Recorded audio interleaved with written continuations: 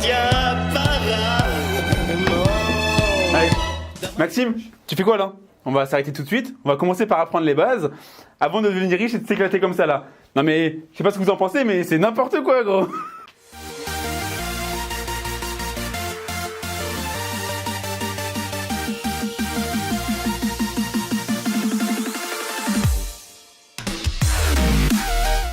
Alors bienvenue, nous voici pour la deuxième vidéo où on va parler cette fois-ci d'un sujet sensible, l'argent.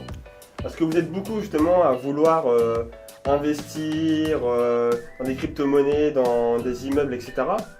Mais avant tout, il est vraiment important que vous sachiez gérer l'argent que vous possédez déjà.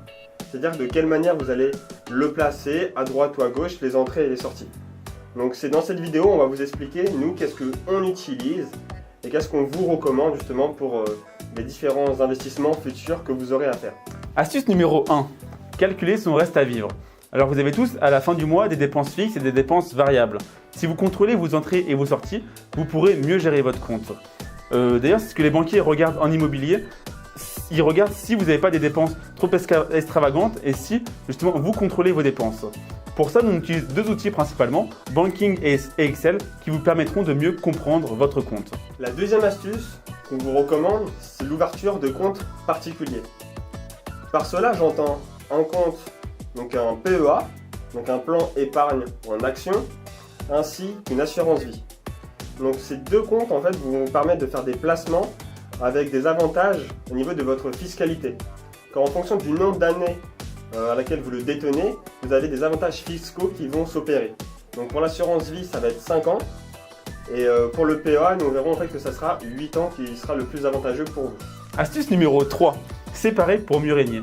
On va vous conseiller justement nos deux méthodes pour gérer vos comptes sur différents comptes. Alors moi j'utilise deux comptes personnellement pour gérer mes finances, un compte sur la banque postale et un compte sur Boursorama. Le compte de Boursorama est dédié justement à l'auto-entrepreneur et les comptes sur la poste est dédié au placement. C'est-à-dire que j'ai mon assurance vie dessus, mon PEL sur lequel je place tous les mois. Et tous les mois ensuite je me fixe des budgets pour par exemple mes loisirs et les plaisirs pour ne pas trop dépenser et savoir justement ce qui me reste à la fin du mois. Alors moi c'est complètement différent, en fait moi j'ai besoin d'avoir 4 comptes. Donc j'ai un compte où je reçois donc mon salaire, un compte où j'ai mes dépenses quotidiennes, donc essence, nourriture, etc. Un autre compte où j'ai mes placements, donc c'est là justement où je vais placer mon argent pour tout ce qui va être assurance vie, PEA. Et enfin le dernier compte qui est dédié justement aux entrepreneurs, donc on a besoin d'avoir un compte propre, donc sur tout ce qui va être e-commerce, formation, etc. C'est obligatoire. Et moi par contre j'utilise des virements automatiques pour me libérer l'esprit en fait de mes placements. C'est-à-dire que tous les mois, 4-5 jours après le virement de mon salaire, j'ai des virements automatiques qui s'exécutent sur du coup mes comptes de placement, sur mon assurance vie et sur mon PEL pour pouvoir investir sans avoir à y penser. Alors moi, pas comme Julien, les virements automatiques, je suis pas trop pour.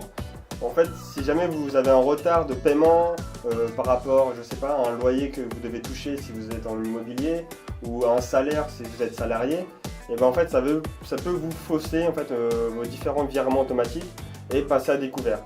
Sachant notamment que pour les banques en ligne, que voilà, je suis chez 3 banques en ligne, le découvert en fait est assez sévèrement puni, on va dire, contrairement aux banques classiques. Alors concernant aussi les avantages des banques en ligne, c'est la partie aussi parrainage.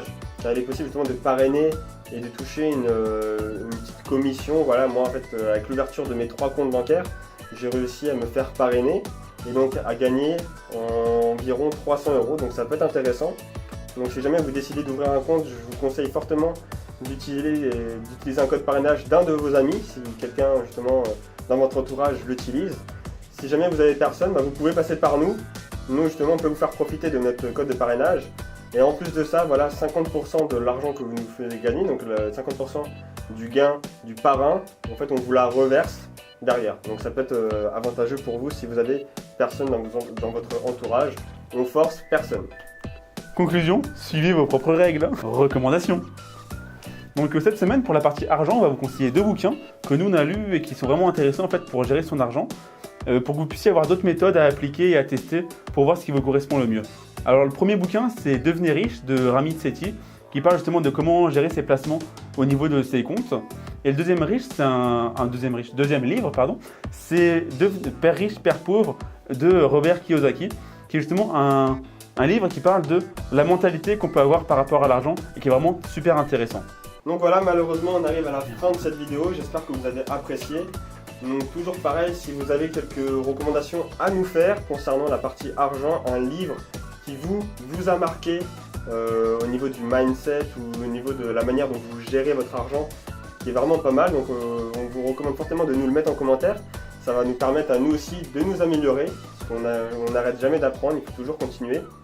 Et donc voilà, allez-y, surtout n'hésitez pas, ça nous fera un plaisir de les lire. Et on va laisser maintenant la parole à Will Smith pour finir cette vidéo. L'argent et le succès ne changent pas les gens, ils amplifient simplement leur vraie personnalité. Mais avant de nous quitter, N'oubliez pas de liker, de partager de commenter, et de nous suivre sur les différents réseaux sociaux juste en dessous.